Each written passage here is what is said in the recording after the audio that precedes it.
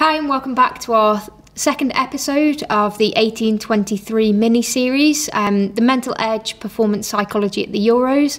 And today we're going to provide some of our reflections on the key talking points so far at the Euros. And I think there's been quite a few. And then we'll look ahead to the England versus Scotland game, which is actually the world's oldest rivalry. And I think the first thing that springs to mind for everybody at the moment in current society is COVID. And we've seen that COVID has continued to shape the Euros in ways in which we could have anticipated. So, for example, two more players from the Swedish national team have tested positive for coronavirus.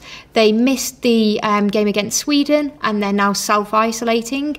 And over the weekend, Cancelo, who's a defender for Portugal, tested positive again for coronavirus and he will miss their opening game. But I think from probably a performance-based perspective, what's happened has been quite expected, really. So, for example, most of the favourites have actually come out on top in their games. We've seen that Italy won the opening game quite convincingly, really, against the Turkish side. England won against Croatia. The Spanish team, unfortunately, they only managed to draw against Sweden, but perhaps the shock of the tournament so far was the Denmark-Finland game, where Finland actually, the underdogs came out on top, but that was under really difficult and really challenging circumstances.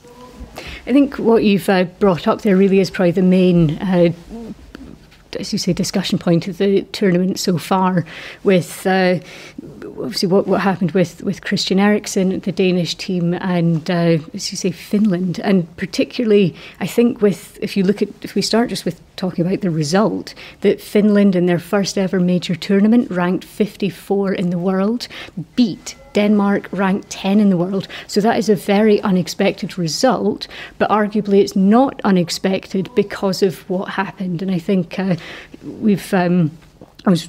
horrifying scenes, awful scenes that we saw at that match, and delighted that Christian Eriksen put out a message a couple of days ago saying that he was feeling better and feeling well, which I think we're all delighted and relieved is probably the word, that he is looks like he's on the road to recovery.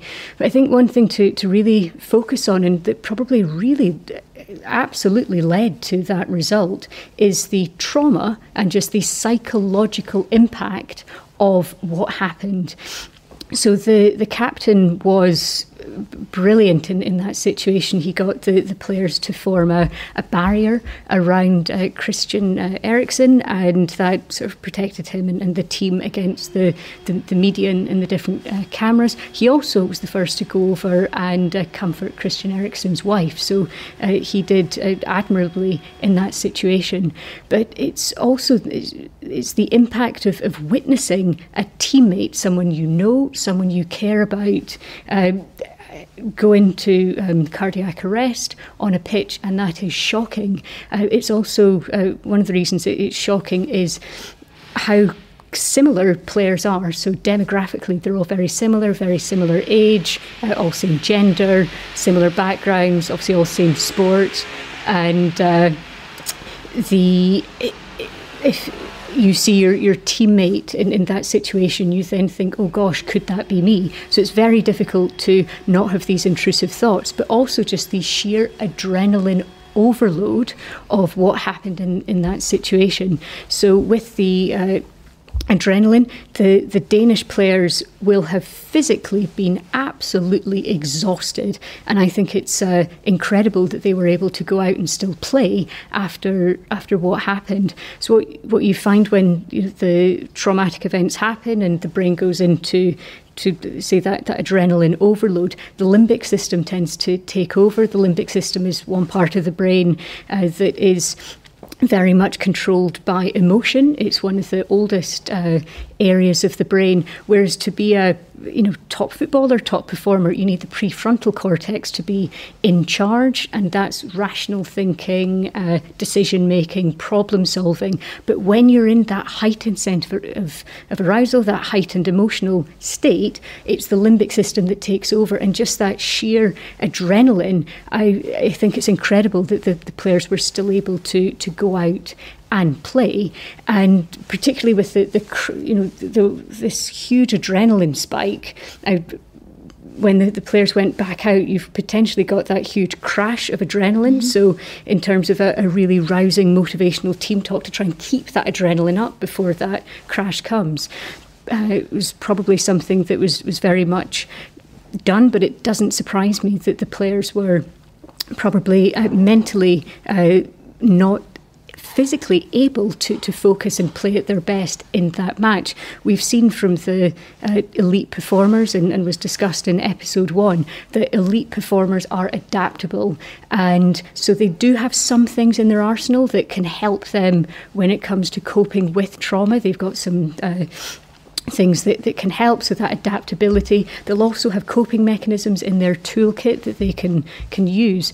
But one thing that is really great to see is that I was reading that 4 different people had come into the Denmark hotel to help them with that situation, because when you've had a traumatic event, what you want to be doing after that, you do not want to debrief, because debriefing actually just enhances trauma because you're re-traumatizing an event. Instead, what you want to be doing is something called a TRIM, a trauma risk management protocol, where you are supporting players, you're saying and you're educating around it is natural to be up and down. Everything you're experiencing is normal. It is a natural emotion, because sometimes what you can find is that some people don't cope because they're not coping and can get upset around that. So it's giving players the support to be able to discuss things if they want to, that peer support to really help them try to get through a very difficult situation. I think you've touched upon a few really, really important points there. And I think if we go back a few steps, when you mentioned like the players, although they may well have been physically present in that they stepped on the pitch at 7 o'clock or 7:30 that evening to carry on after 45 minutes, actually whether they were truly present psychologically is a question that I think a lot of us will continue to debate. And although we really don't want to speculate, the decision that was made by UEFA and the decision that was made by the players to step out onto that pitch, we could argue that in that moment, were they able to truly consider, truly reflect on, and truly, did they have the capacity to make an authentic choice to say the best option for us is to go back out there and is to continue with the game? And there's some really nice reflections from Kasper Schmeichel's father, Peter Schmeichel, who is also an ex-goalkeeper. And he suggested that the players were given 3 different options. And the first option was they go back out there that evening as a delay and they play the remaining 50 minutes, which ultimately the players did choose to take. The second option was that they returned back to the stadium the next day. And there's some really nice reflections from the manager that said, I don't think any of my players, or even me myself, could have gone back to that same venue the next day, because we would have had longer for the emotions to manifest. We'd have had longer to come to terms with what had happened, and it would have been too traumatic. And the final option that they were given from UEFA was to forfeit the game at a 3-0 loss, which would have had a significant impact on their chances of progression through the tournament. So I think that's really one thing and one talking point that we really need to consider in how able were these players to make an appropriate decision in the best interest of not only their performance, but also their well-being, their mental health, their physical health, to continue. And that's probably something that did influence and did impact the way in which the game shaped up, and probably contributed to the Finnish players gaining that first win in major tournament performance. And the second point that you mentioned that I'd really like to pick up on is where you talk about the support and potentially not dealing with it by debriefing at the time, because when you talk about something that's so traumatic, that's so at the forefront of your experiences, that can actually enhance the trauma-related response. But for the players to be offered and recognised that each of them will make sense of that in their own individual way. Everybody has different ways in which they respond to situations, different ways in which they react to situations. For some people, they may show a grief response immediately. For others, actually, that might take weeks, days, maybe even months for them to process and to come to terms with. So it's around that individualised support and recognising that the crisis team that's come in to support those Danish players need to tend to each individual player and staff member as the individuals that they are. And I guess you might want to dip in with some protocol related things here, but I think there's lots of learning points. No, I think it's a really nice point you pick up there, that it's okay not to be okay, and that everyone will respond in an individual way. As you say, some people may appear to have more of a response and more of an emotional reaction than others, but there's different timelines, and it's for people to understand that you've got that individual approach, but it is absolutely making it more than easy for players to access that support with very much an open door, that it is very easy to get support to help manage this. But one thing that, just reflecting on what you said there about the choices or the decision making that was made at the time, I am quite surprised that UEFA don't have a protocol in place for these situations, because although an incident like this it's not particularly common, it has happened before, and it's good to have protocols in place, plans in place, to then know if this particular event happens, when people are able to be rational in the cold light of day in an office room somewhere, they can think about what the best outcome might be and how to respond and deal with these situations. It then makes it so much easier in the situation that there's a plan in place, a management protocol to go through, instead of asking players or different decision makers in that situation, with all the emotions, with all the adrenaline running round, to expect people to be able to make a good decision in that situation is even more of a burden on people. But I think certainly to say that absolutely can probably speak from everyone at LGMU, that wishing Christian Eriksen a speedy recovery, and delighted that he looks to be on his way to recovery. And I say, although it certainly is tragic, there certainly are a lot of lessons, I think, for UEFA and different governing bodies to take forward, moving forward into the tournament. And I think one of the other, talking about moving forward in the tournament, and certainly doing some reflections back, is the Scotland-England match coming up. As you were saying, the world's oldest football rivalry. Absolutely. And I think, well, with you being Scottish and me being English, I think there's probably a bit of a rivalry between us two as well as we head into the latter part of the week. But I think the way in which the teams are currently positioned as a consequence of the first game, and therefore how they look forward to the next game, is really, really important. So England are entering the Scotland game on the back of a real high. They've arguably done what no English team has ever done before in the Euros, and that's that they won their first game. So what we've done is we've released some of that tension. We've got rid of some of those doubts. We've got rid of some of the cobwebs. We've now started to enter a flow, and arguably we want to build upon that momentum. And if we look back to the Croatia game, we could see that perhaps it didn't go in the way that we expected. Yes, we won the game, but team selection was very different. And I think before the game, there was a lot of confusion from fans, from pundits, from commentators around the selection of Calvin Phillips, around the selection of Kieran Trippier at left back. But what it does show, and what really shines through for me, is Gareth Southgate's knowledge, his knowledge and understanding of his group of players, both as individuals and as performers. It demonstrated that he truly understands what makes that team tick, and that irrespective of the pressure that's placed on him from the media or any external voices, he has the confidence and the belief in himself, and the unwavering belief in those that stand out on the pitch for him, that they will do the job. So he's willing to take, should we call them, challenging managerial decisions, and they really paid off in that Calvin Phillips was undoubtedly in the run-in for man of the match. Raheem Sterling, who was a question mark around starting, scored the goal, and Kieran Trippier at left back created a number of chances. So England are entering the game on a real high. They're boosted with the whole of the country behind them, and we're all feeling really, really positive. Whereas it's probably a little bit of a different story for Scotland.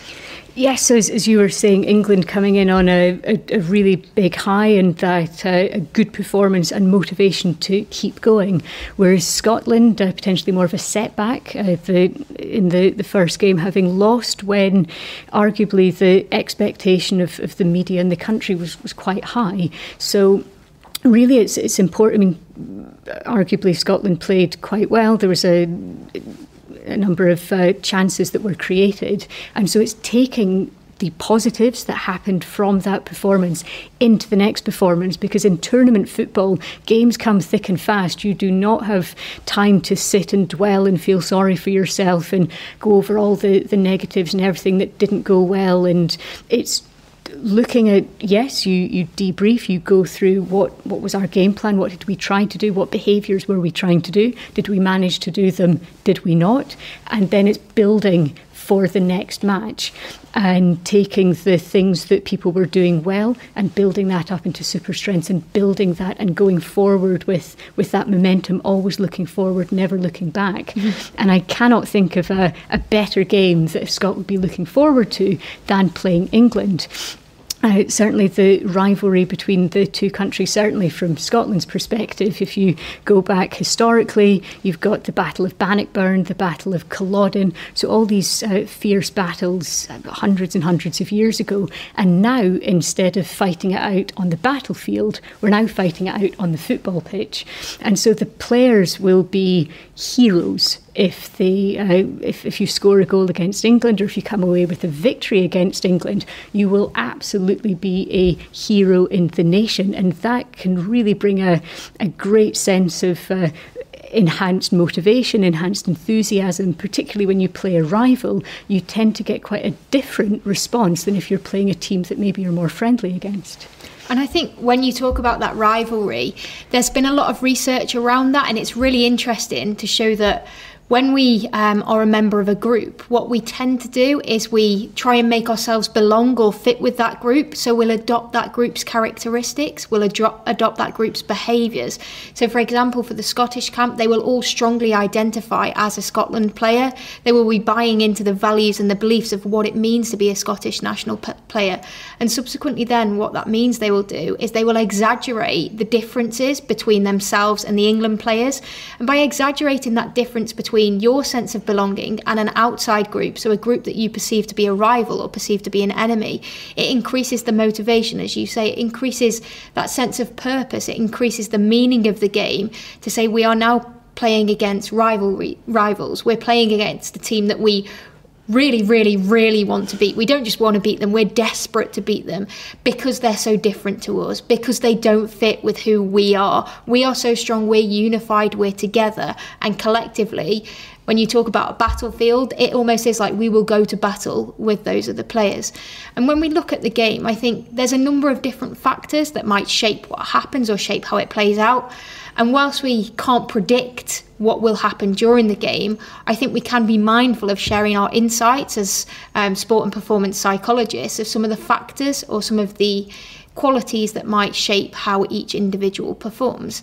And I think the first one to look at is perhaps the history, who will enter the game as the favourites and who will enter the game as the underdogs. What we tended to see, which is quite surprising for me as an England fan, is that in the earliest games when England played Scotland, it was actually Scotland who thrived. So the first 12 times that they played each other on the competitive stage, Scotland won 8, England only won 2. And Scotland were almost coined as being the technical and the tactical team, the team with a little bit more prowess, whereas England were coined as the more physical team. And what we have seen over the years is that that's shifted, and it's now shifted in favour of England. So England will very much enter the team as the favourites, whereas Scotland will enter the game as the underdogs. But arguably, with it being at Wembley and the presence of the fans, anything could happen.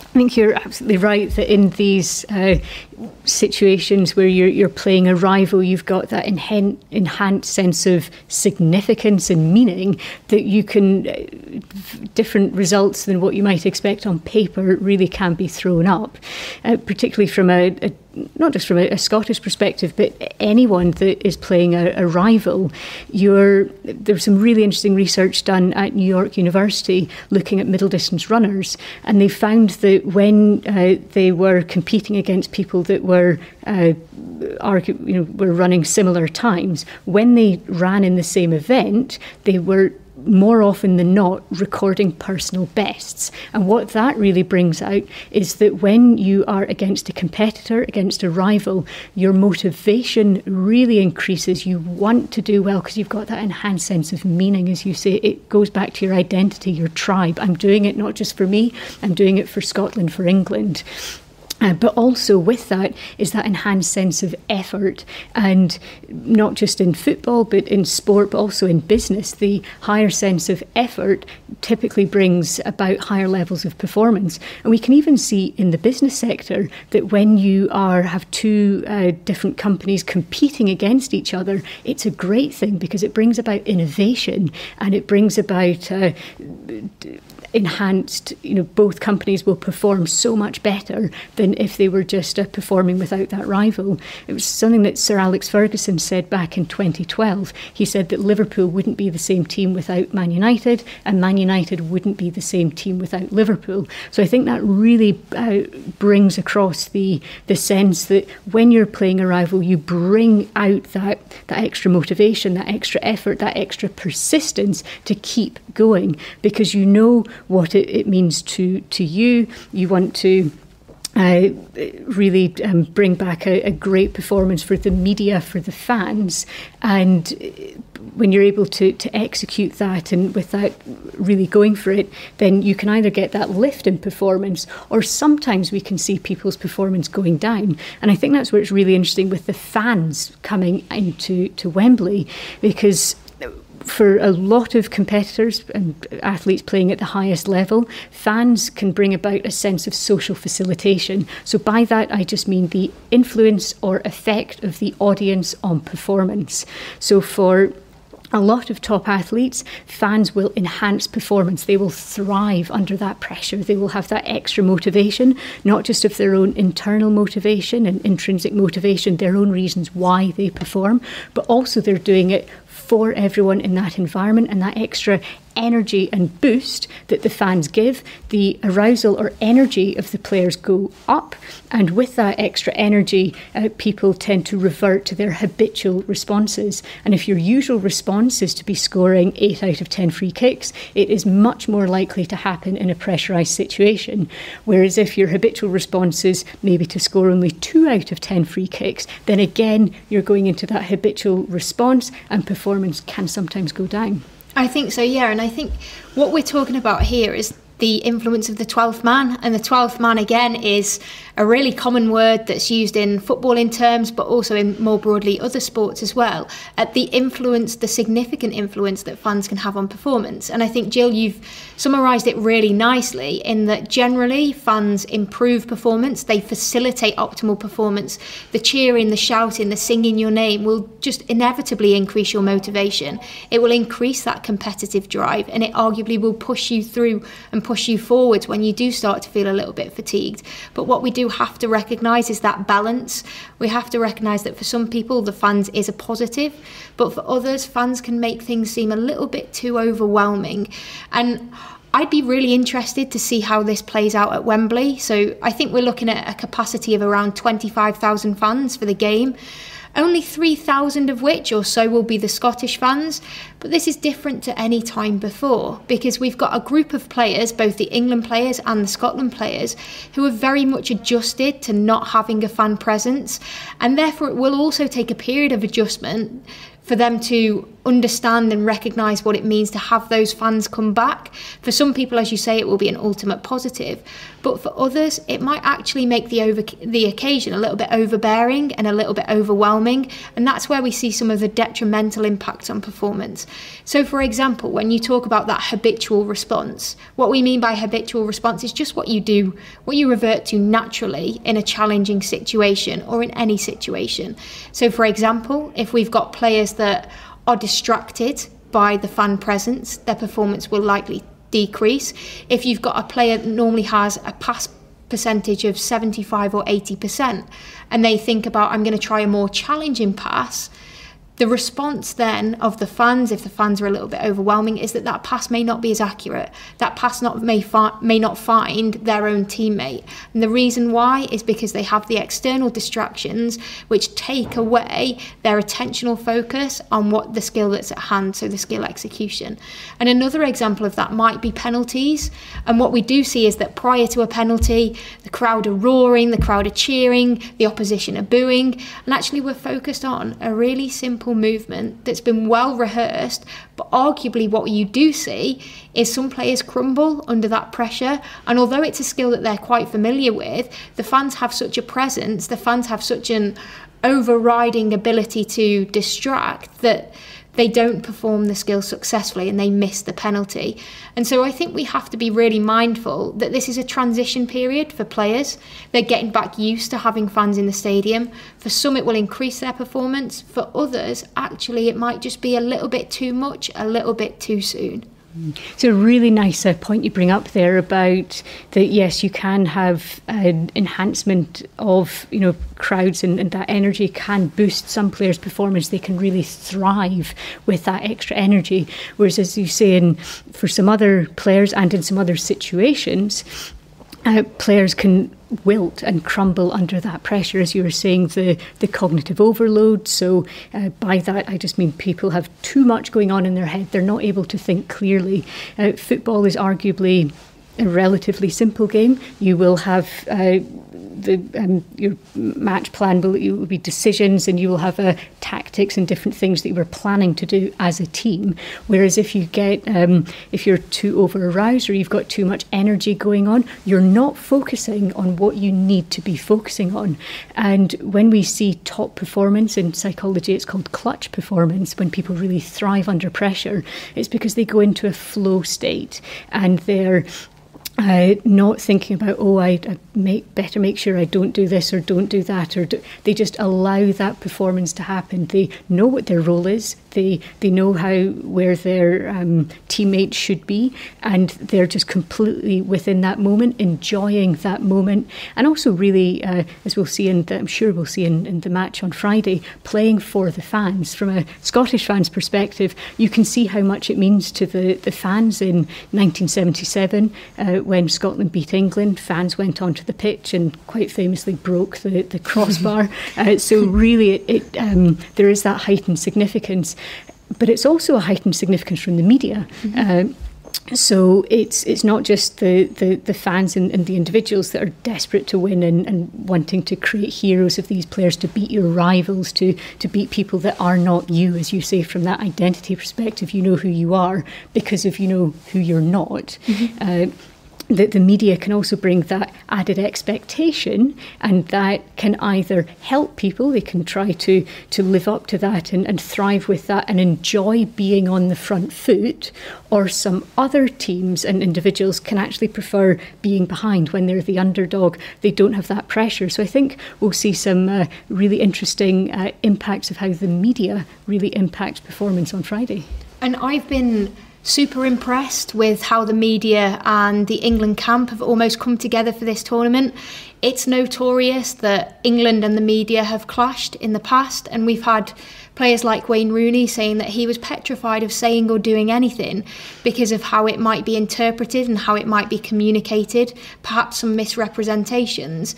And whereas this camp, what we've seen is that the media have been granted free access to the training facilities. They're engaging with the players more than they ever have before.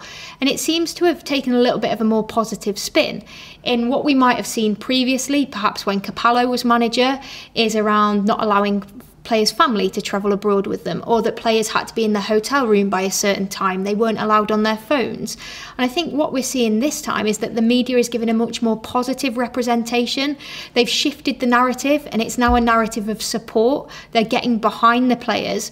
And that is probably recently represented with Raheem Sterling, where he's been a figure that has faced substantial scrutiny in the media around his personal and professional life. And I really enjoyed reading the article around his recent recognition for his charity work, his recognition for his work on racism, and also his professional performances, in that we're celebrating these young individuals, and by celebrating them we also give them that little bit more freedom, where we've both talking about players being a little bit scared of failing, and I think it's the same in the media. They're scared of saying the wrong thing, and actually now that's starting to shift for them to say, we embrace the media, we work with and we work alongside, and we'll go on this journey together. And I think ultimately that will only have a positive influence on how the players then perform on the pitch, because social media and media in general is proven in the research to be a huge stressor that's faced by top level athletes, that they have to overcome and navigate and negotiate their way through. An intense competitive tournament where the media are present 24/7 might heighten or exaggerate those challenges. And in contrast, if you're walking alongside somebody and you feel at ease with them, you feel comfortable, and you're working together to get to your end destination, I think that will have a much more of a positive influence on how the players go out there and they perform on Friday evening. Yeah, absolutely. Really looking forward to the match and how it plays out, and hoping for a really good intense and exciting match. So thank you very much for listening to us today. We started off with some of our reflections of the tournament so far, with teams continually needing to adapt to different COVID situations. We also spoke about the really awful incident with Christian Eriksen and what the Denmark team have been through, and how psychologically that can impact not just performance but also an individual player's well-being and that response to trauma. We also touched on the surprised that UEFA don't have protocols in place, and that there might potentially be some lessons for the future to take forward about incidents that happen that aren't necessarily common, but they do happen, and to have that management and planning in place will make things better for the future. And then we started to touch on the Scotland-England match and some of the thoughts that might be feeding into the players, that enhanced motivation, that enhanced effort of playing against your rival, and what it means to you and your identity. You're playing for yourself, but also the badge on your shirt. You see people kissing the badge to really show how much they love and identify with their country. And I also touched upon at the end there the influence that the fans might have, how that might enhance people's performance, or it might go the other way, and also how the media is potentially also now either helping or potentially hindering performance. So thoroughly looking forward to the next matches that are coming up, and particularly on Friday, and thank you very much for listening. Thank you.